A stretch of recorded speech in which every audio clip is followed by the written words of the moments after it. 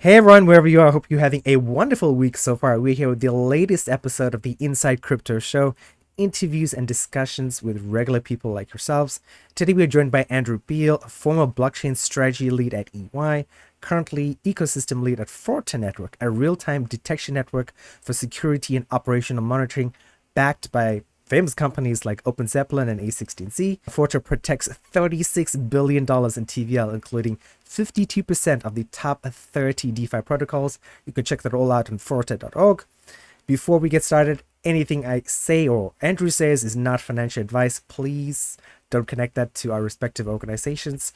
Andrew, thank you so much for making time to get on the podcast with us today. Tell everyone about yourself. Grant, thanks for having me. So you did a good job introducing my professional background prior to joining Forta, which was incubated inside of 𝔸𝕉𝕤. I was at EY, and so I was on the consulting side. So for those who don't know how big accounting firms are structured, there's usually like an accounting and audit side, and then there's a consulting side. So I was on the consulting side and doing exclusively blockchain and cryptocurrency work. I joined in 2016. Prior to that, I was a corporate attorney, so that was my introduction to crypto. I started doing corporate and regulatory work in Los Angeles for some of the early exchanges, crypto payment processors, a few altcoin projects. Back then too, Bitcoin ATMs were more popular than they are now. A couple wallet companies, and there were a few miners, and those were the only business models that really existed in the industry back in 2013 to 2015. This was pre-Ethereum, pre-DeFi. So it was mostly Bitcoin and then derivatives of Bitcoin and then the business models that those assets required. So that was my introduction. And then I made the uncommon transition to consulting from legal and spent 5 years. And for those who have been in the space for a while, you'll remember that in 2016 we were in the middle of the second sort of bear market, and the pendulum had shifted away from crypto, as it often does in bear markets, to more of the how can we use this technology. And all the big companies around the world were trying to figure out how they could leverage blockchain technology to do something they do faster, more efficient, cheaper, etc. So for the first couple of years at EY, a lot of the work was focused on enterprise blockchain projects, and very few of those were successful. And we could talk about why that is. And then thankfully, the pendulum shifted back to crypto in 2017 and then in 2018. And from that point on, at least my team at EY was very focused on crypto adoption. So we would work with a lot of the large crypto companies, helping them become more sophisticated financial institutions. So think about the large exchanges and custodians primarily. And then on like the traditional finance fintech side, it was helping those already large financial institutions adopt cryptocurrency either as an asset class that they could support trading for, or they could custody, etc. And then in April of 2021, I left and joined 𝔸𝕉𝕤, and we spun out Forta, which, as you described in the intro, is a real-time security monitoring network for Web3. And I'm excited to dive a little bit more into that and what we're doing. Definitely. That's like Andrew, sounds like you have such a varied background with so many different fields and like a different education. You've done so many things. Like, is there I don't think I've ever actually met someone who's done so many different things in such a short time. What's the driver behind all this moving around? Can't make up my mind. I think that's that. Yeah, that, and I think I really love this space, but I don't feel particularly married to a particular sort of role or job. I like the subject matter. I like working with the people that are in it, and I'm just happy that I can continue to add whatever value I can in any way that I can. So sure, hopefully after Forta is a big success, I'm sure I'll do other things too. Wow, that's so cool. I always like to ask this question before we dive into the crux of today's like show and podcast is Andrew, what was like your first crypto memory? What was the thing that said to you back in the day, I've got to check this technology out? Most recently, I had that light bulb moment with DeFi, and so that was in probably 20, maybe late 2018, early 2019. After at that point, Maker was live, Uniswap was live, Instadap had just launched, Aave might have been around too, although it was called ETHLend before that. So anyway, there were a few of the core DeFi protocols that were around back then. And like everybody else in a bear market, right? I spend a lot of my time experimenting with new applications, right? Just to get a feel for what's being built and hopefully what's around the corner.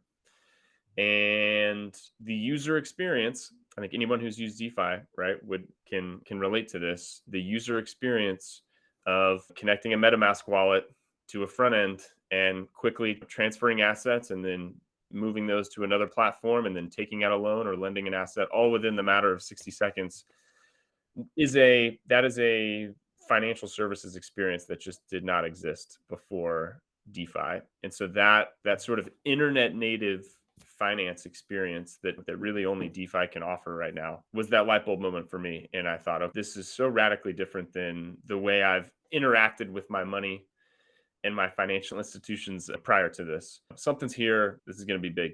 And then I think prior to that, back in my introduction to crypto was back in 2013. I think like a lot of people, someone who was smarter than me, more technical than me, knew about it, and I just happened to get interested because of them. So I can't even take credit for finding it myself. But this particular guy started an early exchange, and we became buddies. And through him, I got more interested in it. And then there was a great coin education video series on Khan Academy, KHAN Academy. And I don't even know who hosted this series, but I used to watch it over and over again. And there were probably 7 or 8 videos that sort of broke down what is Bitcoin, how's the blockchain work, how does consensus work, etc. And it was a virtual whiteboard type video. And I watched those over and over and over again and gradually started to connect the dots. And that was another sort of light bulb moment. I thought, wow, okay, this is really something interesting too. And so that was the impetus for me diving in as a lawyer back then and really getting my hands dirty. Very cool. That's awesome. So much has happened this year. Great that you're here because hacks everywhere, Mango this past month. That was the story. Before we get started with Forta, like, what do you know about the hacks and the security issues, and what's your take on security in crypto moving forward, Andrew? I'll answer this from a couple different angles. I think as someone who wants to see the narrative around crypto and smart contracts and DeFi, I want to see that advance. Hacks are damaging to that narrative because the perception is that this is not a very safe space for users, for traders. The risk profile is extremely high. It doesn't, unfortunately, doesn't do anything to combat those Wild West narratives that have been around for a long time. So I think it's everyone's responsibility, whether you're a protocol dev or someone on the marketing team or a lawyer, et cetera, to wait for and practice better security. And we can get into all the ways that teams do it today, things they can do better, things that I think we'll see over the next couple of years and how Forta can play a role. Nice. You brought up Forta. We might as well talk about it. Like this is later on down in the questions, but we're here. What are you guys doing with Forta? And I also want to add to this as well because as part of doing these videos, I hear from different protocols like Sherlock.xyz, Hats Finance, all these like decentralized security protocols. Like, what are you guys doing that is different from like these guys? And are you guys more centralized? Are you decentralized? What's the difference?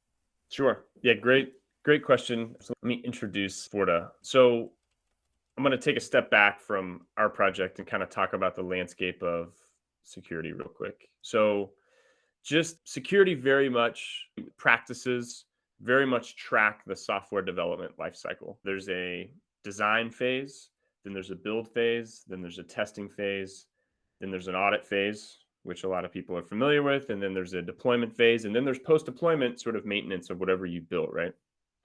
So that's the software development lifecycle.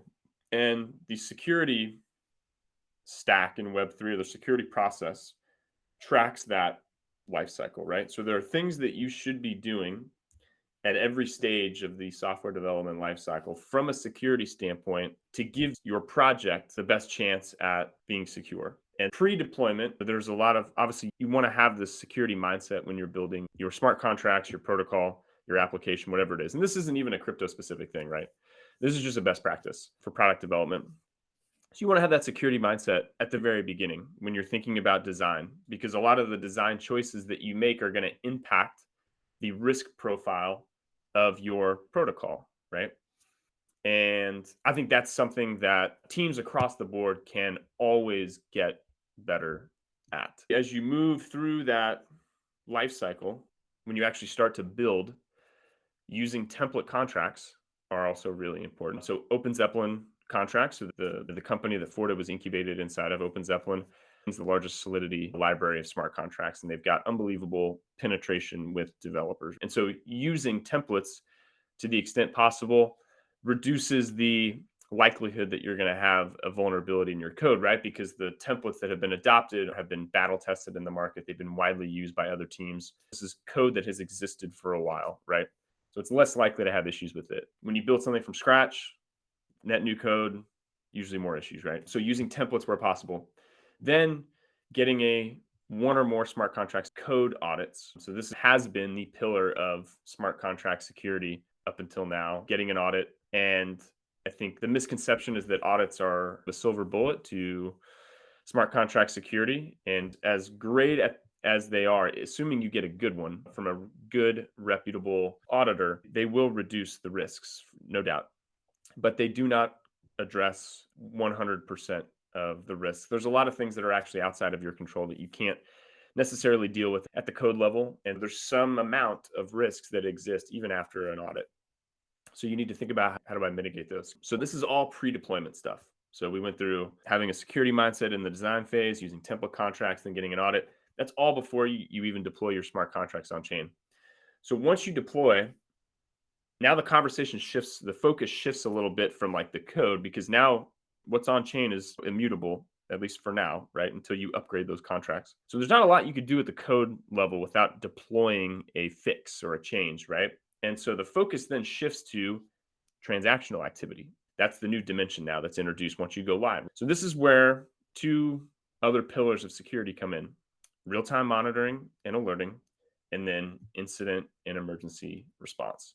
So real-time monitoring and alerting is essentially watching your system in real time, watching your users' activity in real time to make sure that everything is A, working like it's supposed to, and then B, that you are able to identify potential threats when they occur. The second pillar, very closely related, is incident and emergency response. So if you find something while you're monitoring, what do you do about it? So if you find a critical issue, might not be malicious. Let's just say it's a critical issue that you discover on your own, or that a community member sort of reports to you. What do you do about it? How do you deal with that? So there's a pretty established process for sort of manual incident response. Teams form war rooms. They usually will leverage perspective and feedback from other notable security voices in the space too. And they try and do it as quickly and as privately as possible. And then they'll announce the fix and do a postmortem and things like that. Getting back to Forta, Forta lives in this real-time monitoring and alerting level of the security stack. So Forta is like this giant, so we're a network. So think about Forta as like this sort of middleware layer that sits above DeFi and NFTs. So sits above Web3. And it's this giant security camera and alarm system looking down on DeFi. For those of you who are sitting in a room or maybe walking around right now, just imagine if you looked up in the sky and you saw thousands of cameras watching you, right? That's essentially what Forta is doing for DeFi. Now, you asked, are we centralized or decentralized before? We are a decentralized network. What does that mean? So there are two components to the Forta network. There are bots, which are like little virtual security cameras. It's a script, so a piece of code that a developer writes that specifies certain conditions, parameters, state changes, certain activity, whatever that camera is supposed to watch for. Okay. So think about like a red light camera on a stoplight, right? That camera is looking for cars that pass through that intersection after that light turns red. Very specific thing. It's not taking pictures of anything else.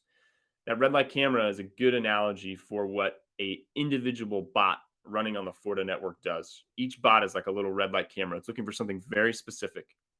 So 99% of the stuff that happens on chain are not relevant to that bot, right? It has a very specific set of rules and conditions that it's looking for. Now, Forta is decentralized here in the sense that any developer in the world can publish a bot on the network. So again, it would be like you or me being able to install our own red light camera on an intersection. Now, in practice, what happens is most protocol teams that are using 𝔬𝕣 are the ones that are publishing bots to the network. They're monitoring their own systems, right?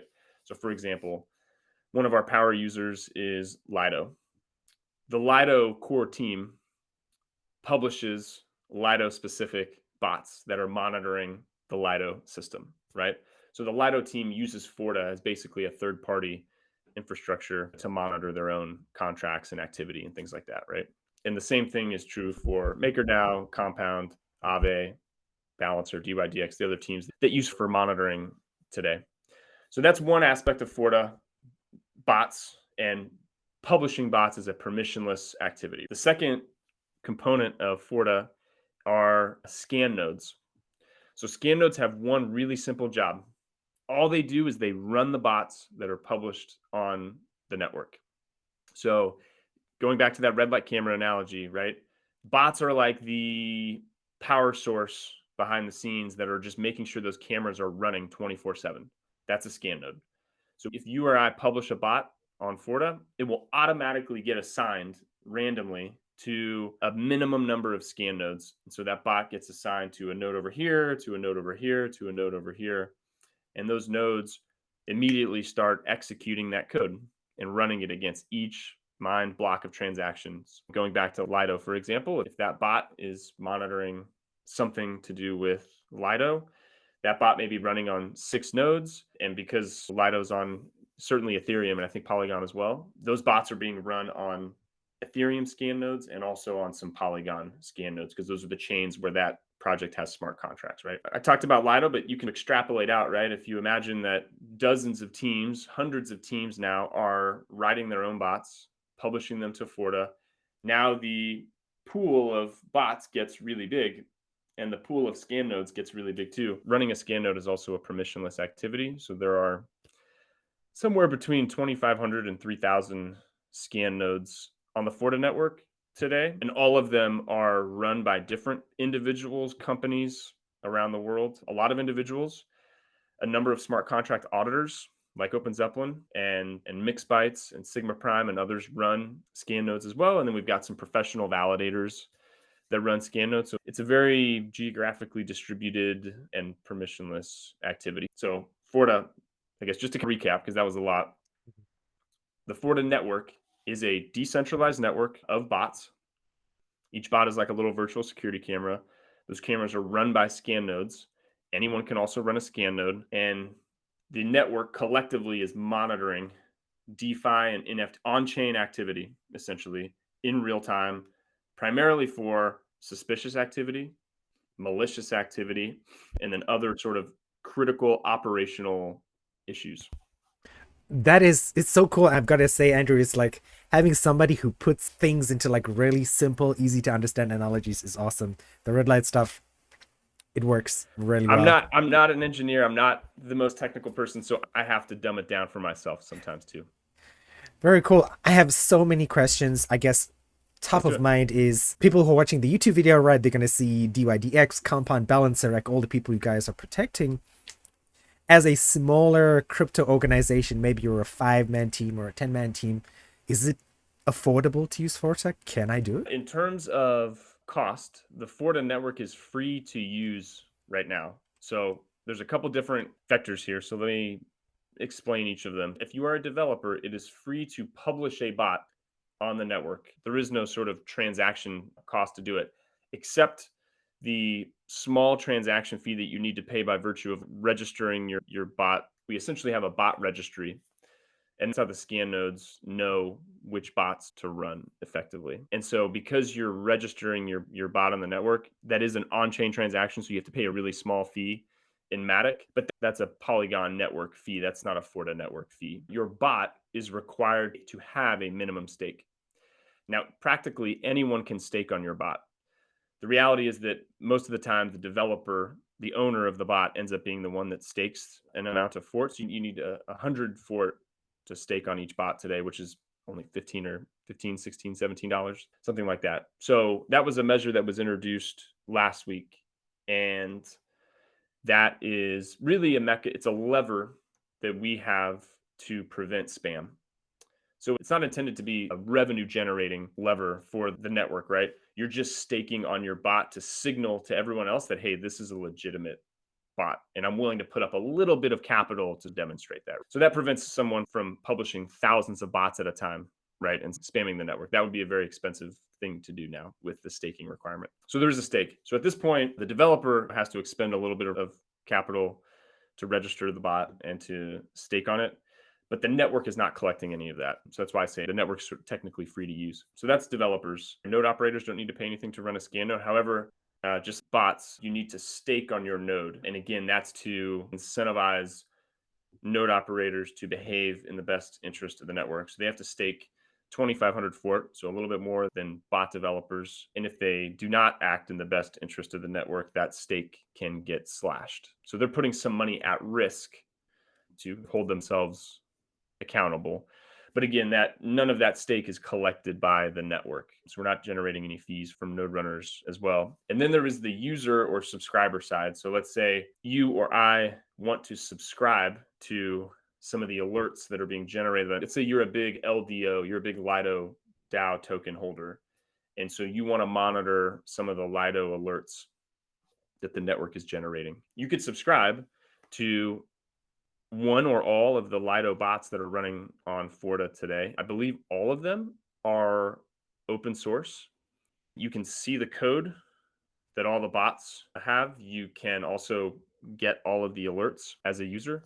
So there's no cost, technically no revenue generated from bot developers, from node operators, or from users/subscribers today. In the future, we will introduce a fee at the bot level. So bot developers will eventually need to pay node runners to run their little virtual security cameras, right? So scan node operators will generate revenue that way. And then subscribers, anyone subscribing to and receiving alerts from these bots will also need to pay for that alert feed eventually too. So the developer who built the bot can also expect to earn some revenue in the future. And it gets really interesting when you start talking about like threat monitoring. So not protocol specific stuff necessarily, but imagine some really good security researcher develops a bot that's really good at detecting potential exploits before they happen. There's a lot of people who would pay a lot of money for that information, especially protocol teams, right? Protocol teams would pay money to get that so that they can react to it quickly and hopefully prevent or mitigate an attack, right? So that bot developer probably put in a lot of hours to develop that model, to test that model, and to maintain that bot, right? And they want to monetize all of that effort in IP. And so we will be providing ways for developers like that to monetize what they build. Nice. So you can imagine like a marketplace of security data emerging on top of 𝔬𝕣. That's really cool and really affordable. I guess not what I expected in terms of cost, like 100 𝔬𝕣 to run a bot. That's cool. So Andrew, I mean, you guys must have, of course, spent a lot of time thinking about the model and the economics of everything. I think having spoken to a lot of people in the last 100 and so episodes of this podcast is like, people are like, okay, if I'm using X company, do they have a sustainable economic model? And if they don't, like if I'm paying for their service, I'm using their service, and 2 years on they said, okay, this is not making us money, we're going to close up shop. Have you planned out the future? Is your economic model sustainable? A lot of projects, we very intentionally went with a free model initially. And I think this is not specific to 𝔬𝕣. There's a lot of testing and proving out that you do early on, right? And so you want to be able to iterate really quick. You want to be able to sign up users quickly, get feedback from them, small pivots if you need to, right? And so maintaining that level of flexibility early on and not, committing and being pigeonholed by a particular fee structure was really important for us. And 𝔬𝕣 celebrated its 1-year anniversary about a month ago. And so Congratulations. thank you. So the network has been live for a year.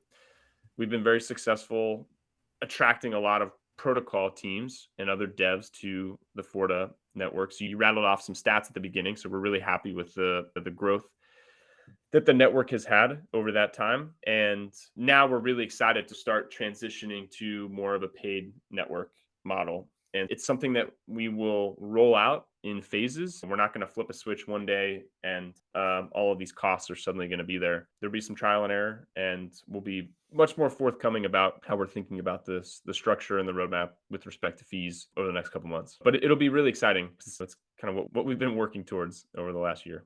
Yeah, I'm excited as well to see. And you made a good point as well that most protocol teams, even the company I work for, we do start off free, and then later on you have to integrate things phase by phase. There's a lot of stuff I wanted to ask. We are already at the 34-minute mark. So I want to dive into what you wrote in your LinkedIn. And it said 50% of smart contracts exploited in the last 4 years had the emergency pause functionality.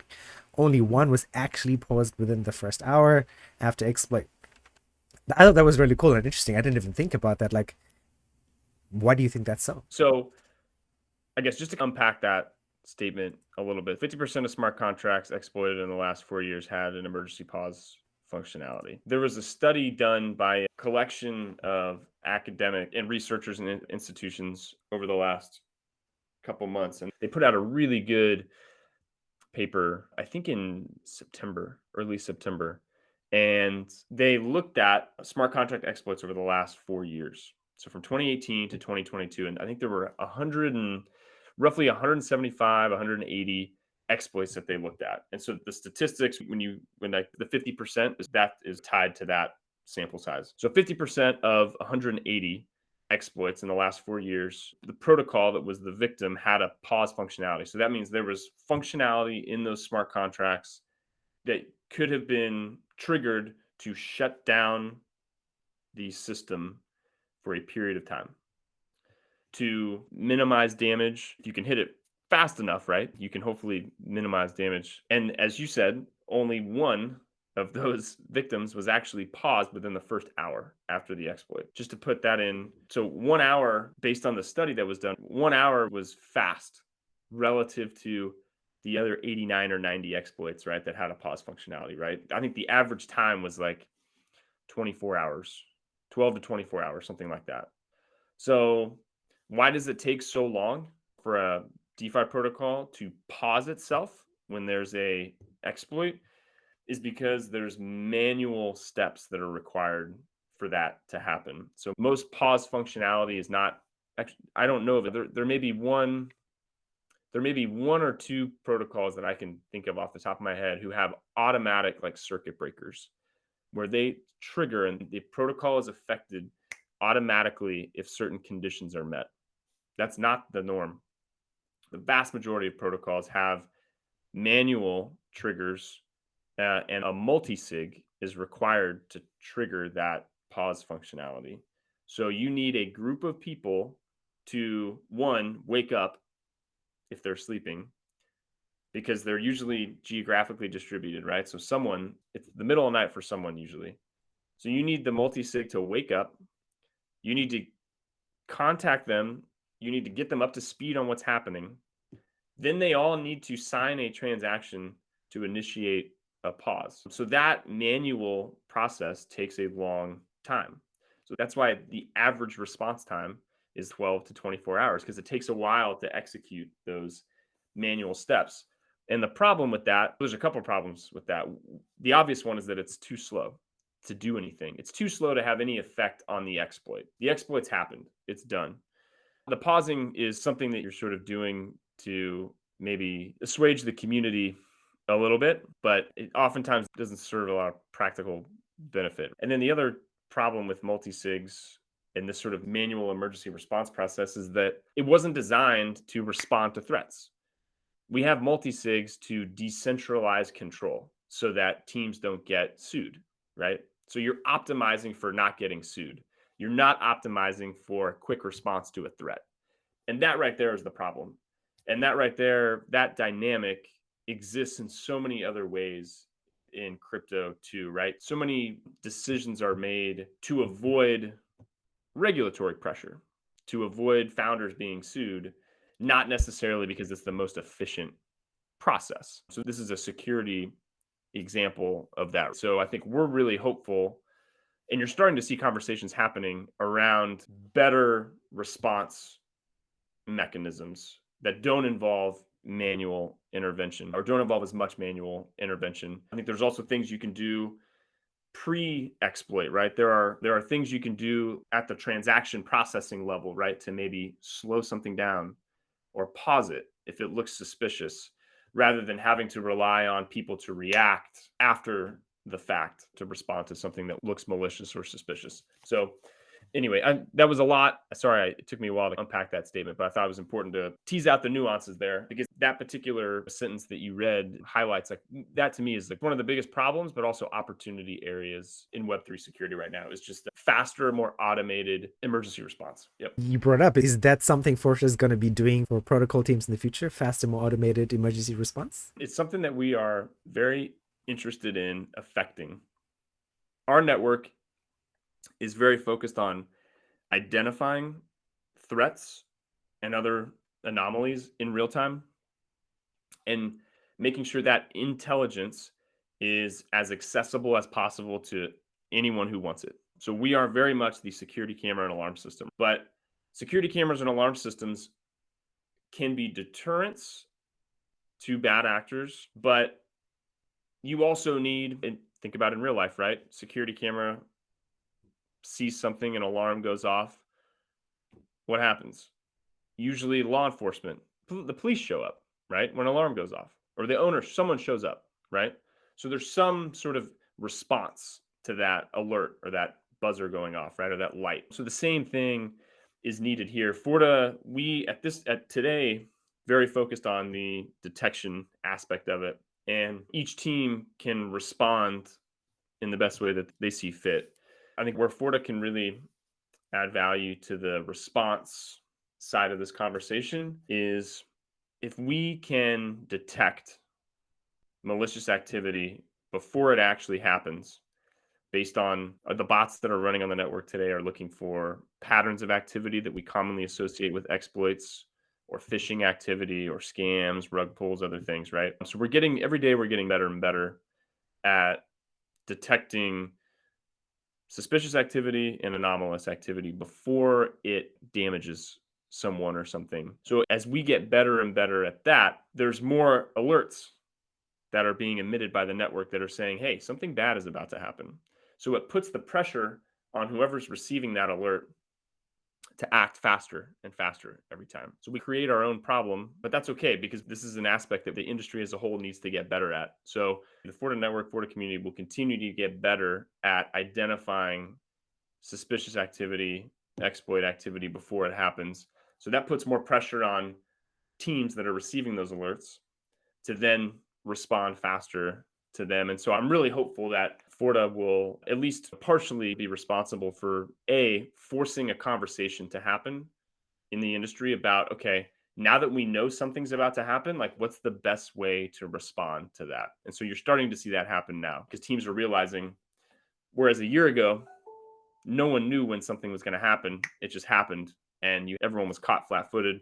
Now we're getting better at identifying things ahead of time. It forces you to have a conversation about, okay, what can we practically do to respond now, right? Because we actually do have a chance to prevent this. So that conversation's happening, and that's exciting. And I'm hopeful that there will be a bunch of teams that experiment with a whole host of sort of emergency response capabilities, right? Some of them may be more like upfront, where you're looking at transactions and gauging, okay, how risky is this? Or maybe you're screening them ahead of time. And if something looks really suspicious, or we know for certain that this is an exploit, it just hasn't happened yet, then what can we do to stop that from ever being processed? And then on the back end, right, once something has happened, can the protocol team embed more automated response capabilities in there, so that we don't have 12 hours or 24 hours in between an exploit and a pause, right? How can we speed that up? So I think there's going to be a lot of advancement in this particular area over the next year, and we're really excited about that. So hopefully we can talk in a year and see how much progress has been made. I was just gonna say, I know people have been asking, like, oh, yeah, you should probably get Andrew on again. And I'm like, yeah, because there's so much I wanted to ask you. I have 5 questions, not to mention the script stuff and notes I've been taking as you've been talking. Oh, I want to ask this, but this is the 2022, right? People's attention spans are small. I can't do massive 2-3 hour podcasts anymore anyway. I guess one final question, Andrew, because I know I'll get killed by the audience if I don't ask this. People who've invested in different places, sexes, dexes, protocols, Are we going to be in a better place security wise in 2023, or should people still really keep their head on a swivel and be as careful as possible? It's a great question. So, if you are an investor, if you're a retail DeFi or NFT user, trader, I think always having a healthy amount of paranoia and skepticism is going to serve you well. Just like you would have with, Web2 tools that you're using, right? It's smart to have 2FA on your email accounts and other sensitive accounts, right? Pick good passwords. Be mindful of the links that you click on in an email, in a Twitter message, etc., right? So have a healthy amount of paranoia and skepticism with respect to just how you move online. And then I think Web3 specifically, understanding that like all the tools that you're using today are still really young and most of them are startups, right? And understanding that, okay, this is a product built by a startup. They may not have a chief information security officer. They may not have a full-time security team, right? It may be an MVP that just so happens to facilitate some financial activity, and just understanding and kind of appreciating the immaturity of a lot of the tools you're interacting with. It puts the onus on you to be more diligent about how you're using it. And then I think just really basic stuff right around key management, right? Never expose your private key, your recovery phrase, things like that, especially if you're custodying your own assets using MetaMask, using hardware wallets, things like that. Always best practice. So I'll leave it there. Great advice. Andrew, any last things you want to plug about Forta? Anything you want to mention that you didn't mention already that you want to highlight before we close off today's show? Yeah, a couple things. So I'll close off with some Forta specific comments. So first, speaking on behalf of the Forta Foundation, which is currently one of the stewards of the network, we want Forta to be the Web3 standard for threat detection. And if our current trajectory continues, I think a year from now, hopefully every protocol and company is using Forta in some capacity. The foundation is laser focused on enabling, and our community is really focused on building tools to make identifying suspicious and malicious and anomalous on-chain activity better. So that's the core focus of the community today. One thing we're really excited about over the next year is seeing more machine learning engineers and data scientists get involved in threat hunting and exploit analysis, because I think the unique thing about Web3 is that you have all this public data available to you, and you have a lot of historical data. You have a growing set of historical data, right? These things haven't been around that long, but every day the data set gets bigger and bigger, right? And so this is a treasure trove for data scientists and machine learning engineers that can parse through this and build models, train models, detect patterns and anomalies that then we can use to highlight threats and malicious activity on chain. And that's where we get our ability to predict things before they happen, right? We're seeing patterns emerge, and it's based on a lot of historical analysis. So if anyone listening has a data science background or a machine learning background and you're interested in getting more involved in Web3 security and threat detection, the Forta Foundation would love to talk with you. I think in terms of skill sets, I think we predict machine learning and some data science becoming a bigger and bigger part of this industry. That background is so needed right now. So I'll leave it there. An open call to a machine learning and data science community.